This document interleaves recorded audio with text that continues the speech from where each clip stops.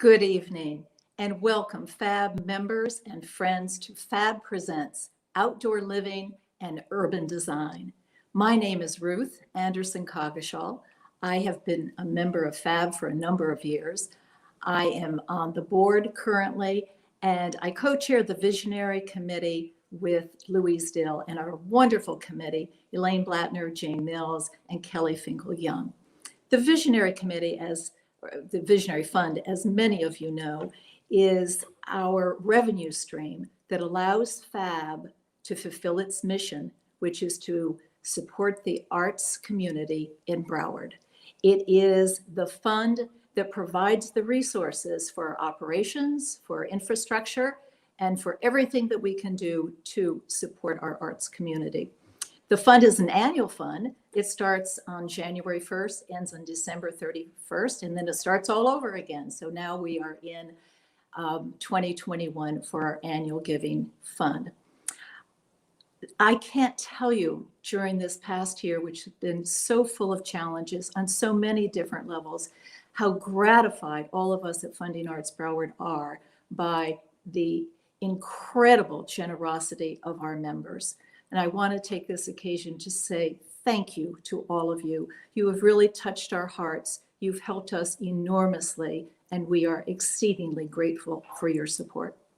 We have a wonderful evening for you this evening. We have Jason Hughes from Art Serve.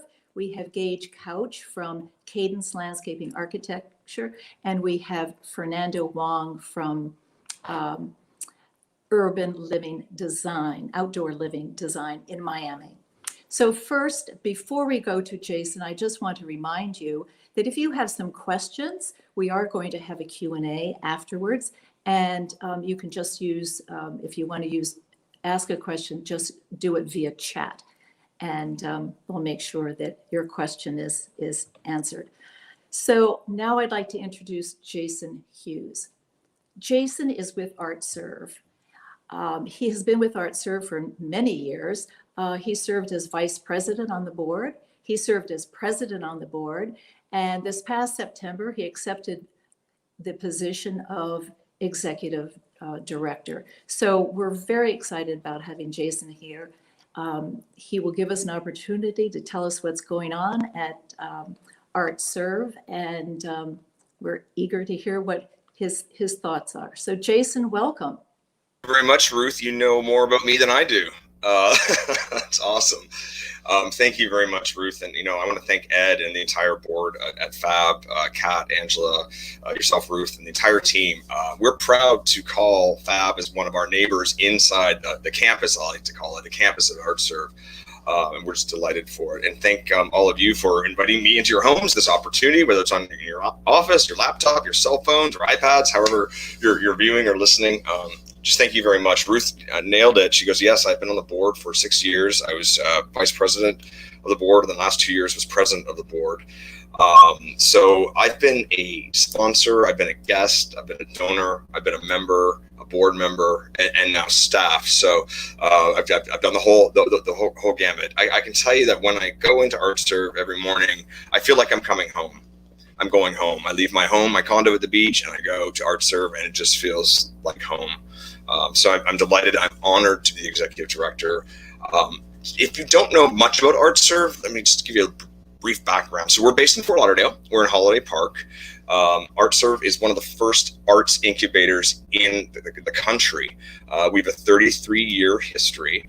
And essentially, the building that we're in used to be a regional library.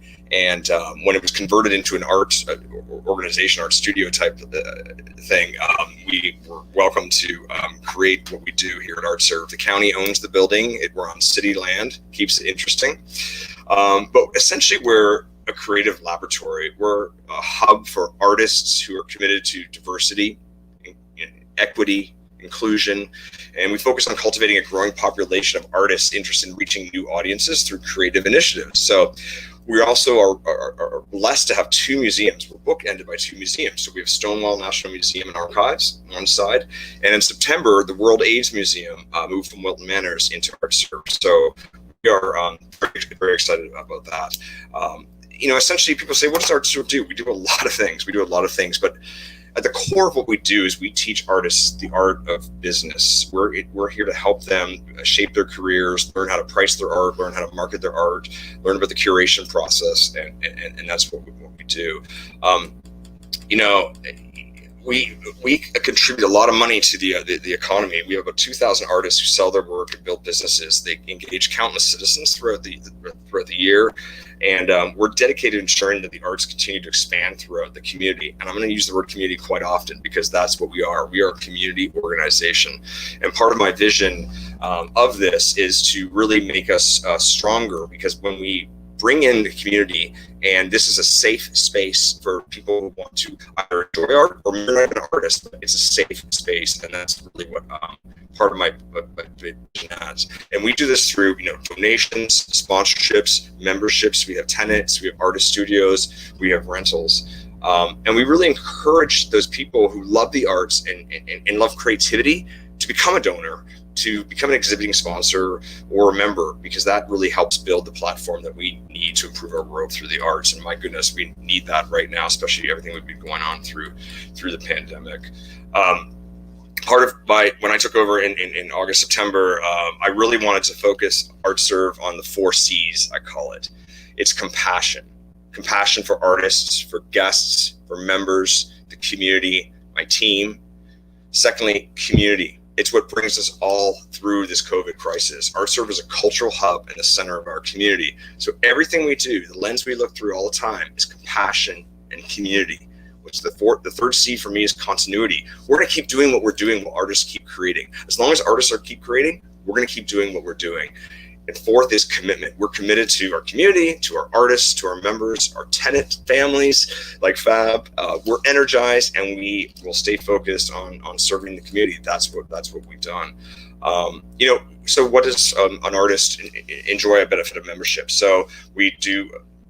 We have about 6 exhibitions that we put on a year. Art Serve used to be a rental facility for the gallery. We've changed that in about last year or so, where we curate our own exhibits now. So we have a call to artists about 6 or 7 times a year. We provide grant information assistance with applications, including FAB grants.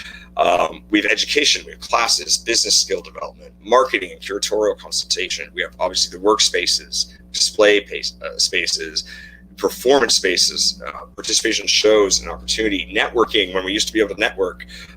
We are open. Art Serve is open, and we're ready for business, and we are here. I've also created a new program called Friends of Art Serve, and Friends of Art Serve is a non-restricted giving fund that's bringing together people who maybe aren't necessarily artists but want to contribute to Art Serve. And what I'm trying to do is create this kind of community, a social community of like-minded people who want to support the arts and want to support Art Serve. So I started that in the fall, and we have quite a few members right now, so we're pretty excited about that.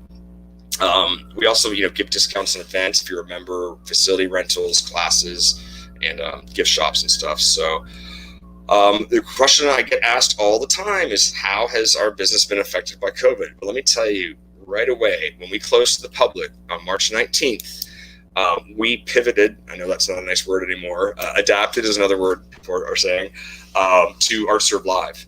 Art Serve Live was about 3 or 4 or 5 times a week, and we brought the artistic community together to talk about what's going on. We talked about depression. We talked about ways to sell your art in a pandemic. And we've done over 120 of those Art Serve Live, to the point now people are approaching us to produce their own things for-profit companies, which is pretty cool. So it really allowed us to amplify the work and share the talents of our artists from all over South Florida and give them a stage they wouldn't have never had before. So we're pretty excited about that. We are open, like I said. We do private tours of 10 or less people. We're CDC compliant, COVID compliant. Everything is good. Right now, we have an exhibit called The Salon, which is our member exhibit. In March, we're doing Changing Landscapes, and it's the first time we're doing an exploration of the environment and water. How appropriate for Florida, because we live in aquifer, and water is all around us. So that's a pretty exciting exhibition that we have. Just to highlight a couple other things. We're really proud of this workshop what we're doing that is free for healthcare workers. It's called Compassion Through Creativity, and it's a chance for them to explore 6 different genres of art. each week, and to we're working with the University of Florida on this to explore the ideas of how creativity can benefit people, and we're actually measuring it. So we'll have metrics based on that. But more importantly, we just want to bring our healthcare workers and our first responders into the facility and let them know, again, this is a safe space, this is a community space, this is your space. So, you know, I, being on the other side of the door, I guess you could say, as executive director in the last several months, I just have a much deeper appreciation for what Art Serve represents and how it positively impacts the arts and the artists in our community. And I'm more passionate now than ever. The best thing about Art Serve is when you walk in that door, there's so much going on. There's workshops, there's classes, there's dance things, there's so much going on. It is tough right now. It is very tough in the arts field. Sometimes we're at the low of the totem pole, if you will, of donations and people contributing. So it continues to be a struggle. I won't lie. It is continuing to be tough to get corporate sponsorships. And a lot of donors just don't want to meet right now in person, and understandable.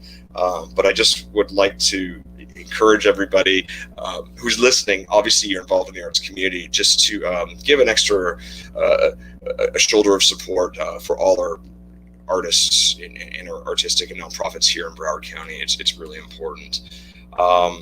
People ask, how can I help? Become a member, become a Friends of Art Serve member. We'd love you to be a member, volunteer, and to share our information with artists. Let people know that we're open. We have a 33-year history, as I mentioned.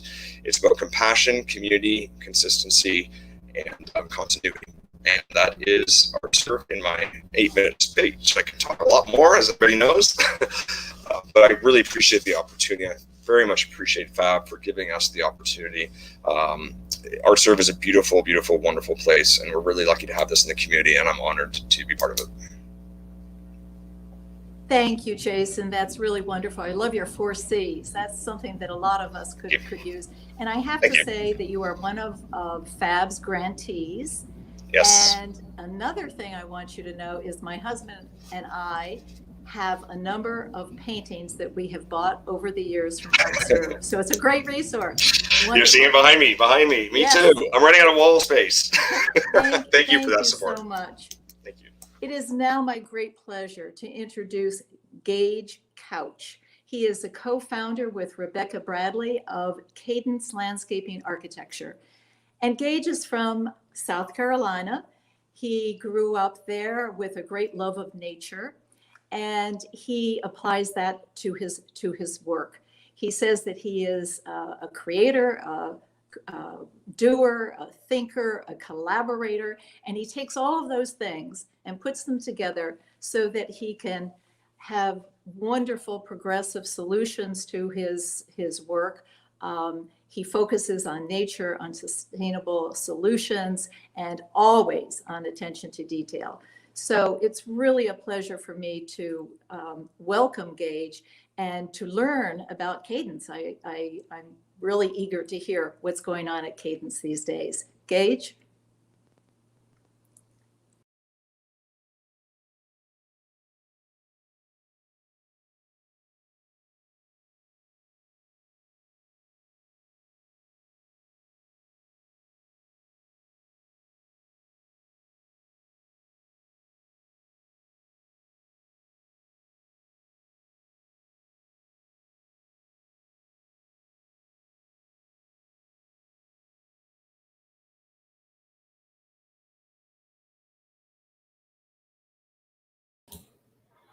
Sorry, Gage. Well, I have to ask you to unmute. Sorry about that. That's okay. Oh, good. All right.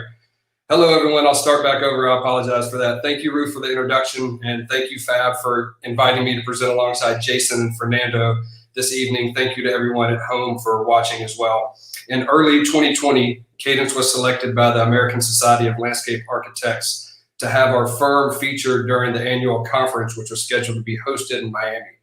Unfortunately, the in-person conference was canceled due to COVID, but we were able to create a series of short videos about Cadence, which were then streamlined to a virtual audience. Tonight, we're going to show the first video of the series where you will hear a little bit about the beginnings of Cadence, our personal backgrounds, and how we intentionally approach projects as the role of landscape architect. We will now roll directly into a video where you will hear from my business partner alongside a few of the Cadence team members. I'll follow up the video with a few additional project slides as well. Video, please.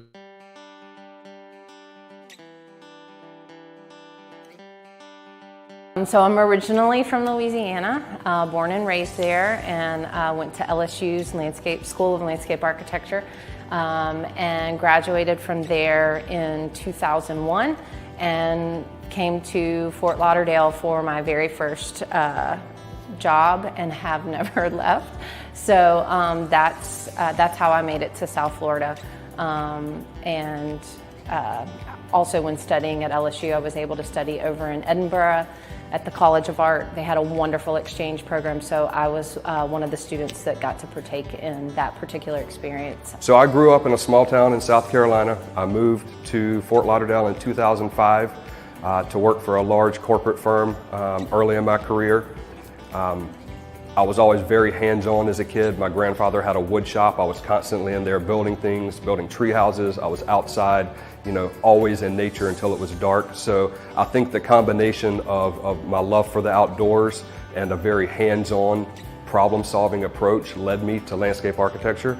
I graduated from Clemson University in 2005, and I also did a study abroad program in Barcelona, Spain for 3 months prior to graduating.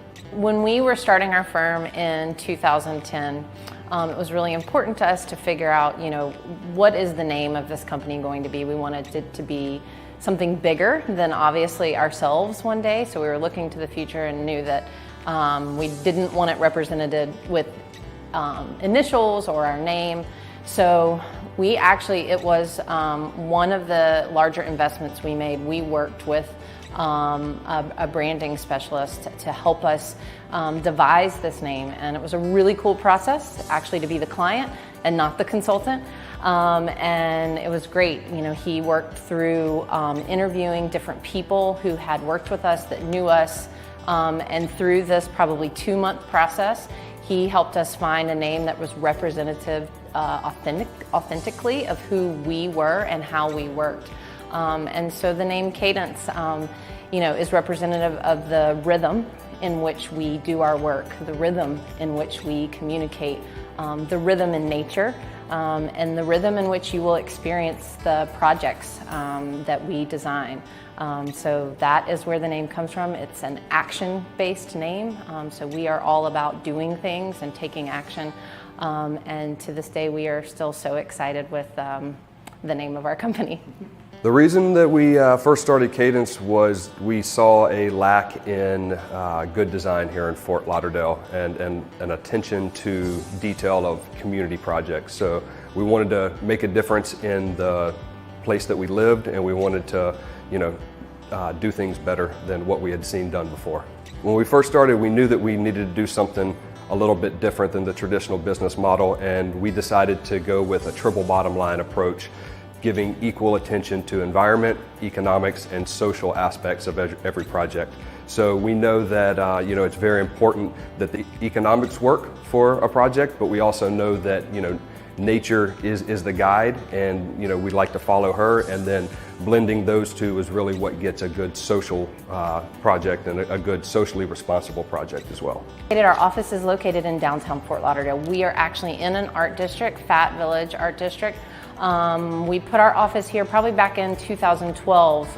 When we started the firm, we knew that we wanted to be careful about where we placed the location of the business. We wanted to be in a place that had a good sense of community. We saw this area as an area that was kind of up and coming. There was already an existing creative community, and we wanted to be an additional part of that. And over the past, I guess that's 8 years now, right? This neighborhood has just kind of exploded. Luckily, we are still here in our space and still can afford our rent. So we're still here partaking in the neighborhood, and it's great. We're a storefront. We're right on the streetscape here in downtown Fort Lauderdale, and we love kind of the interface we have directly with the public realm, and just having our space be in the urban core, since a lot of the things we're trying to focus on is improving the way the city or the community sees themselves as they connect to nature in the city. Yeah, so our portfolio ranges all over the place. We have smaller projects from high-end residential all the way to multi-acre resorts. Our work spans all the way from Key West up to South Georgia. We have a very brand new resort project that just opened in Key West at the beginning of the year called Stock Island. All outdoor experience, multiple pools, event lawns, hammocks, all types of things. So they've actually been able to transition a little bit better during COVID because of all the outdoor space that they have available for their users. We're also doing a lot of urban projects here in downtown Fort Lauderdale. There's a multi-sensory mural that's just down the street from our office. It infuses murals, texture, sound, and smell all into one mural. And then one of the newer projects that we're really excited about that we've been working on is a climate farming and agro-tourism project in South Florida that's right adjacent to the Okefenokee Swamp. This particular, our firm is co-leadership, so it's a dual leading partnership between myself and Gage, and we're 50-50 owners. Decisions, marketing, the operations of everything is split, and we really pride ourselves on our collaborative spirit with one another, and then trying to work through that with the staff that we have, our team, and we try to show that as an example with all of our clients and our consultants. And it's a really cool thing. Most of the time people address both of us. You can see that it's seen as an equal collaboration and not one versus the other. We both do have different strengths, so obviously there are things that Gage might rise to do more than what I will do, and then there's some different strengths that I have. But in general, it's a really cool atmosphere that we have here in the office and our working relationship, and I do believe it's what has allowed us to sustain this long, having a creative, collaborative partner that builds you up and that helps you seek out challenges and is not in a competitive role with you. We just are able to build each other up, so I think that comes through in the work that we do. I am able to come in every day and I enjoy working with my teammates. I have been here since 2013, and every day we get to experience something new. I think working with Cadence has been a unique experience because we're a small and a tight-knit team, and I'm personally not from Florida, and ever since working with Cadence I've been able to connect to the local community a lot better, and I've gotten a better understanding of the city and its needs, and we get to work at different scales. What I believe makes Cadence unique is our approach to the design process and our ability to create a sense of place. Using indigenous plant materials and hardscape materials to really make a project, fit in its locale, whether we're working on our projects in Florida or Louisiana or even Georgia.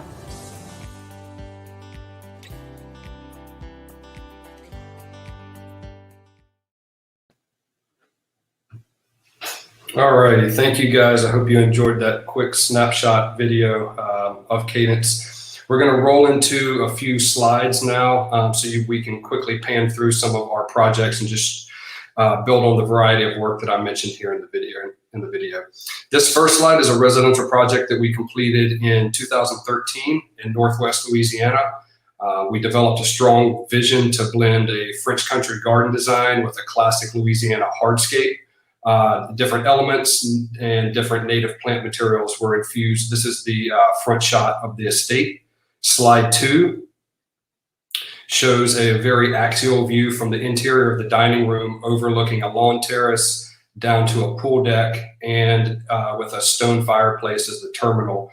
And this is all nestled within a mature woodland backdrop where we worked around a lot of existing trees on site to save those and use those as this backdrop. The next slide shows a much more contemporary house that we recently finished in Weston, Florida. This photo shows the front entry arrival garden, which features a large Brazilian leopard tree. The next photo is an aerial shot of the same space directly above, displaying the intentional shapes of planting beds and highlighting some of the composition of the planting design. Slide 5 is a night shot of an entry courtyard for a coastal modern house located in East Fort Lauderdale. This house was designed very intimately with the architect in order to achieve a seamless balance of nature and structure. The next image is a snapshot from the backyard underneath the loggia space with a view to a keystone fireplace and a backdrop of bay rum trees. The next slide is Stock Island Marina Village, located just outside of Key West, which I mentioned in the video. We completed this in 2019. Cadence was responsible for designing this 3-acre adjacent parcel to an existing hotel. And we designed various amenities for the hotel and the marina guests. Design elements focus on a very community-centric village. It includes a lagoon pool and an event lawn, which you see here. Some other elements which we were excited to incorporate were orchid pavilions. There's a waterfront bar and restaurant.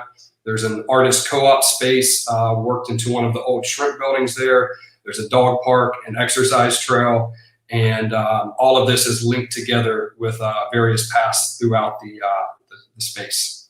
The next slide is obviously the same space, but pre-COVID times. The event lawn has served them for social gatherings like you see here in this yoga class. There's been small weddings, musical performances out there. And I mentioned in the video, but one of the things that they were able to do with the space is because they have so much outdoor space. During COVID, they've been able to still utilize all of their outdoor space, but keep their guests social distance in a comfortable manner. The last 2 slides are going to be projects that we currently have on the boards. This is an urban infill project located in Miami Beach. It's going to feature a mix of hotel units and micro residential units with amenities that focus on a very health and balanced wellness within this urban setting. Cadence was responsible for the hardscape and plaza designs at grade, as well as the pool deck experience, which you can see here in the view. Another cool feature that we designed with this, which is on the backside that you don't see, is an outside conference room for guests or residents who are going to be working remotely. And then the final slide that we have on the boards is a public beachfront park and jetty walk designed for the village of Bow Harbor. Cadence is currently serving as the landscape architect of record for this renovation project. The design is intended to bring visitors closer to the kinetic energy of the Atlantic Ocean's wind and tidal patterns with cantilevered boardwalks that you can see extend out over the water. We're also taking into account the sea coral that's located adjacently within the water and relocating that appropriately as well, and also doing major improvements with the planting with native material. So very much things that are going to benefit marine and wildlife habitats, as well as give people a new social space to interact. The construction slated to begin in 2022 for this. And that concludes my portion. Thank you everyone for watching, and I look forward to answering any questions once Fernando presents. Thank you. Thank you, Gage. That was really wonderful. And thank you to Rebecca too. I love the notion that cadence is the rhythm of so much work, nature, whatever. That's wonderful. Thank you very much. And now it is my great pleasure to introduce Fernando Wong of Outdoor Living Design. Fernando and Tim Johnson are co-founders. They established themselves in 2005 in Miami. Subsequent to that, they have offices in Palm Beach and in Southampton. They have completed projects all over the United States and literally around the world. So they're a global entity. They are experts in garden design and landscape architecture. They do all sorts of things, which Fernando will talk about, but ranging from sculpture gardens to outdoor kitchens to garden pavilions. I can't wait to hear more about what Fernando is going to tell us that they are working on at this moment. I know they have a little project in Fort Lauderdale too, so keep tuned. Fernando, welcome. Hello, good evening, everyone. My name is Fernando Wong. I'm originally from Panama. I have been in the United States since 2001, and in 2005, I started our company, my partner and I, Tim Johnson, on Miami Beach. And that's where we started. Today, we do have offices in Miami, Palm Beach, and Southampton for the summer. But today, we are going to stay close to home and then going to show you one of our projects in my neighborhood in Palm Beach called Ace Outlet Trail. Please stay tuned because I have a little bit more information after the video is over. So please stay with us.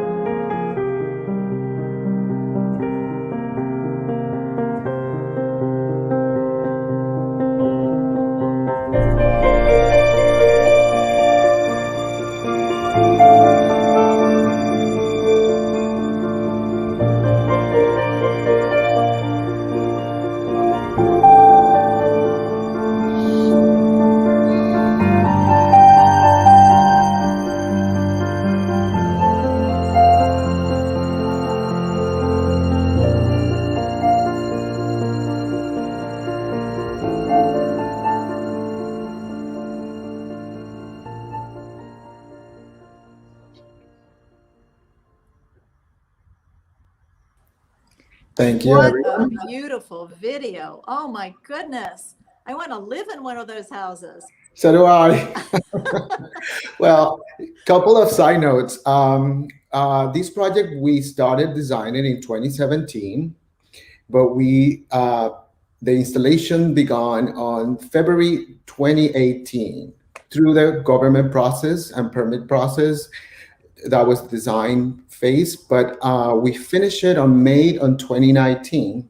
So it has just barely the beginning of all the rainy seasons. So gearing up for the garden tour that it took everybody's breath away when they saw that beautiful tree at the end. In fact, one of the ways that we approach design is deeply rooted in classical architecture. And for me, I think that architecture is one of the highest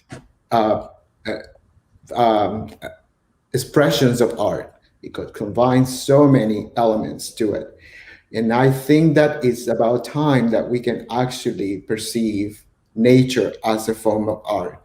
So I think that everybody appreciates that wonderful K-pot tree. And in fact, that tree and that garden actually is featured in this month's Town and Country issue. So you will have a little bit of an insight about the project and the pedigree that these residents have. Great. Great. Are you talking about the current issue, the February issue, or January? Yes. February. February, yes. Wonderful. Now you have a few more slides to show us, do you not? Yes, and that one also stays very close to home, is in Fort Lauderdale. And that project started in 2012 with a little bit of my sketches, my hand drawings, and so on. And the next slide also show the different ideas that I have for the pool area in combining the architecture with the garden. And doing that process, we progress into our AutoCAD as well as three-dimensional renderings that are a little bit more finished, which is the next slide. And that engage very much A1A and the boardwalk. There's a series of terraces of gardens that are going to be dealing with the change in elevation, because there's going to be wonderful garden facing the ocean, but also in the restaurant at the lobby area. It will just allure people with the wonderful fragrance of food and lively. Hopefully soon, when all of these will pass, then we can go to the beautiful pool terrace which faces the beach, while the sway of the wonderful coconuts can actually allow you for a wonderful tropical experience. And it's almost finished. So by the end of 2021, will be completely done, hoping that everything goes well. But I had some pictures that show the progression of the tower. And please be noticed that there are few of these units left. And if you require anything or a little bit of more information, the Four Seasons for Lauderdale have a wonderful website that present every of the professionals involved. And I think that you will enjoy additional renderings as well as conversations that we have. So thank you. That's great. It's so wonderful that you're working on a project in Fort Lauderdale. We're really pleased about that. I walk along the beach almost, 2 or 3 times a week, and I'm always looking at the progress that's being made. But it amazes me. You started this project in 2012? Correct. So it's almost going to be, it's a 9-year project. Correct. Oh, and at the same year, there was another one in Palm Beach that we started. That was a renovation, but I've been very busy, thank God. But I'm very excited because this is top of the line materials, beautiful design. So it's going to connect the coastal line with the rest of the city have to offer. I'm super excited. It sounds absolutely wonderful. Thank you, Fernando. I'm so happy to know about you and your company and what you're doing. It's Thank you. wonderful. Thank you so much. So now we've come to part of our program where we're going to bring Jason back and Gage and Fernando, and we're going to have an opportunity to ask them some questions. So again, if you have a question, just use chat. And I'm going to bring Kat in, our wonderful administrator for FAB, who is going to moderate this. So Kat, what do we have? Hi, Ruth. Hi. Thank you so much. We do have some questions for Jason, for Gage, and for Fernando. Great. So if we can bring them on, we'll get started.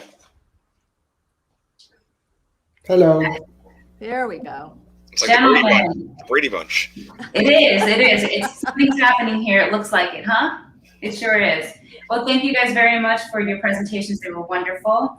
And I'm going to start with Jason. So we have some questions that have come in for you regarding art shows and curation. What's going on within the next few months with the understanding that COVID is still pretty active in Broward County. Will we be having any in-person events? Yeah, that's a great question. Thank you for that. I had to, unfortunately had to cancel a couple of the openings we had in December and in January. I just didn't feel comfortable. I just didn't want to risk our tenants and our artist members and guests. It just didn't feel right. So what we're doing is we're doing a private event actually on Thursday for Friends of Art Serve founding members. It's only 30 people. It's in the auditorium, and we're doing a virtual reality type performance. It's super cool. So she basically will paint with her glasses on, with the audience contributing ideas like paint a tree or make this, that happen. So we're trying that. We are going to have Changing Landscapes, the exhibit I mentioned in March. We are going to have a socially distanced opening. We just cannot continue to not have events. They're not going to look like they used to look like. There won't be 200 people there, but the community, the artists need that outlet right now. And so socially responsible. Kat, you work there. We're pretty good. You have to walk around certain ways in arts, right? So we're planning on that. One thing that we are adding and doing different, we're actually creating a pandemic exhibit. That's going to be in June. And it's going to give an opportunity for artists of any genre to just kind of reflect on their last year, what's going on last year and how you're feeling. So we're pretty excited about that. And then the rest of our artistic season is, we hope to have it continue to go. That's fantastic. And is that Changing Landscapes, is that a FAB funded event? It is a FAB funded event. Thank you very much. Oh, you're welcome. You don't have to throw that in there. We are very excited about that. Yes, it definitely is. And we're excited. We have some great submissions already, some really interesting things. We actually don't really even know what it means, Changing Landscapes, because we're kind of letting the artists decide what that means to them. Their relationship to the environment, their relationship to water, the relationship to how they live in Florida. So we're pretty excited about it. And we have some other nice support. But thank you to FAB. Thank you very much. Well, thank you. Thank you to you as well for what you're doing in the community. I think it's fantastic. It's to see the changes and the evolution of Art Serve over the last 6 months. It's been amazing. Every time I walk in, I'm more and more impressed. So I'm really glad that you were able to join us today. Thank you so much. And Ed is curious as to how you're using that theater space at Art Serve. So the theater space is open for rentals. Anybody can rent it. We do have church service every Sunday, and they have rehearsals on Thursdays. So the space is open. The event I referenced on Thursdays, coming Thursday with 30 people, we're doing like a kind of small little tables, like kind of like a Parisian cafe feel, if you will. So we're open. What we've experienced along with a lot of hotels experience and rental spaces is a lot of people are not signing on the dotted line. They're still concerned, and it's a problem. It's still an issue. But we are open for business. You can't walk into Art Serve without being sprayed with you know, hand sanitizer and stuff. But otherwise, Florida Grand Opera is coming back in February and March. They've signed. They're going to start doing performances as well. So we're seeing a little bit of an uptake in it. Well, I will say, just being attendant and being there a few times, more than a few times a week, that you are taking being super responsible and taking all the precautions. And it's a safe environment to visit because of all the efforts that you and the staff are making sure you're in compliance with. So thank you for observing that. Thank you. We take it very, very, very seriously. Great.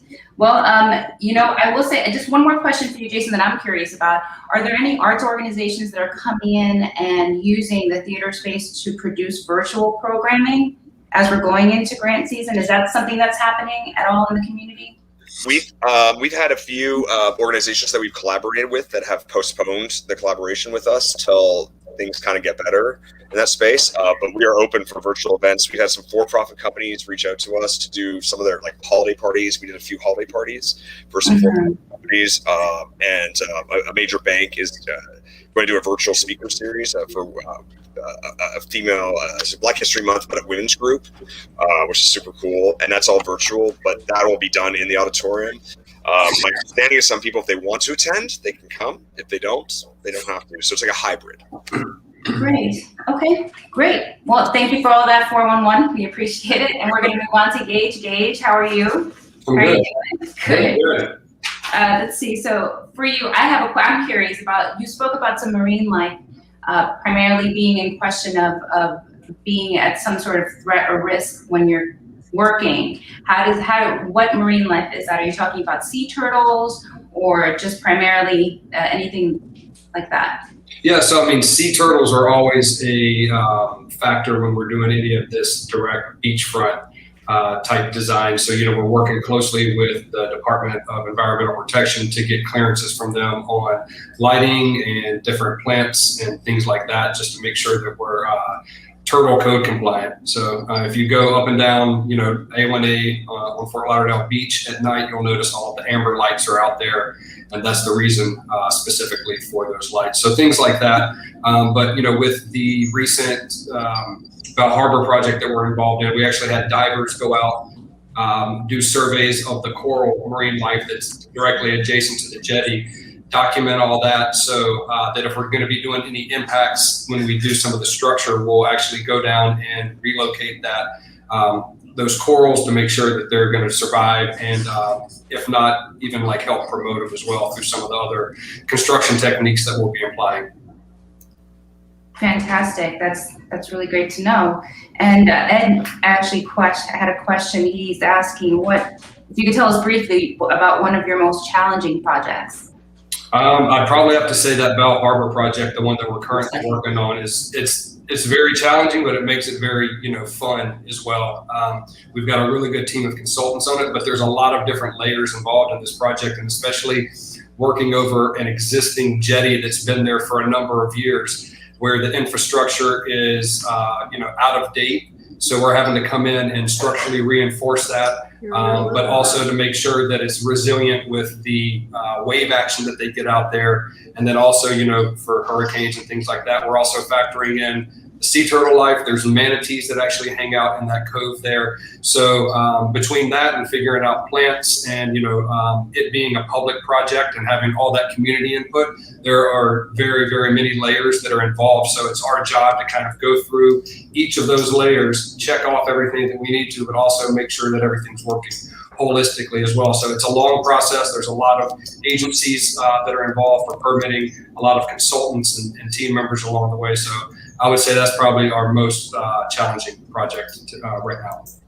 It seems like it would be. It seems like a lot of moving parts there. It's pretty intense. It's beautiful. There are, and then at the end of the day, you have to deliver, something that's a beautiful project. So, keeping that design intent from the beginning of what you sold is the big idea, and making sure that you fall within budget, that all the materials that you're, using are going to be able to handle all those conditions out there, and seeing it through to construction. So we're excited to see it get started, but we still got a long ways ahead. Well, we're excited to watch it all happen and come together. Thank you so much. We appreciate the time. Fernando.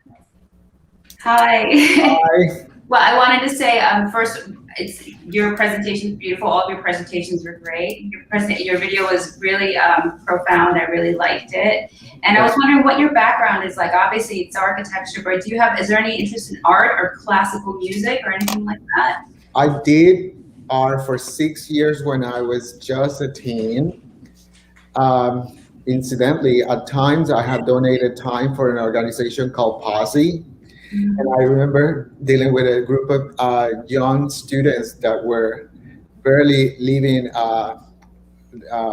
elementary school, and they always told me that they loved to draw, and very much so like I did when I was very little. My mother, to keep me quiet in church, will make drawings, and I was in awe, and I want to replicate that. So that was my first introduction to drafting. My mother. Wow, moms are special, aren't they? Yeah. So do you have a passion project? Well, every single one is important to me, and I think that I disclose the amount of time that these projects take. So, I mean, I'm 45. You might think that that's not old, but you dedicate basically several years to complete something. So, and then all of a sudden you have to handle these to someone. So it's kind of your brainchild. So you really hope that, nature doesn't ravage a garden that you conceive, but they will grow and they will get strong, and hopefully people will appreciate landscape as a form of art. It is absolutely, I think by the time we saw that, it's absolutely art. It's creative and beautiful, and it takes so much, obviously so many different moving pieces that are involved in putting it together. This is amazing. I'm blown away by all of it. Wow. And everything starts from a simple drawing, which is going to the origins, right? For sure, yeah. That's how everything starts, right? It's one simple idea. You guys have great ability to visualize things, obviously. I think we're very lucky. Yeah. Well, I think South Florida is pretty lucky to have all of you associated. Well, I think that we are going to wrap up this portion of the question and answer segment. And I wanted just to say that I think we've all enjoyed your passion and the energy you put into sustaining the arts and the effort and careful planning and the beautification of South Florida. So on behalf of all of us at Funding Arts Broward, we'd like to thank you for participating. And Ruth? Yes, thank you so much, Fernando, Gage, and Jason. It was absolutely wonderful to hear about the projects and to hear what you're doing. And I think we are also blessed to have you in South Florida. Absolutely wonderful. And I also want to make sure that everybody who is viewing marks March 1st for our next FAB Presents. This has been an extraordinary year. Again, as I said before, on so many different levels, and we are missing all of our members so much. We haven't been able to get together, but to make up for it in some respect, we have been trying to do FAB Presents to bring us all together. And on March 1st, we are going to focus on the legendary Broadway choreographer, Bob Avian. So I hope you will all be with us. Until then, be safe, stay healthy, and know how much and how deeply Funding Arts Broward appreciates what you do for us and for the arts in Broward. We are so blessed to have you as our members, and your generosity, your dedication, your support is absolutely the best. Thank you. Good evening.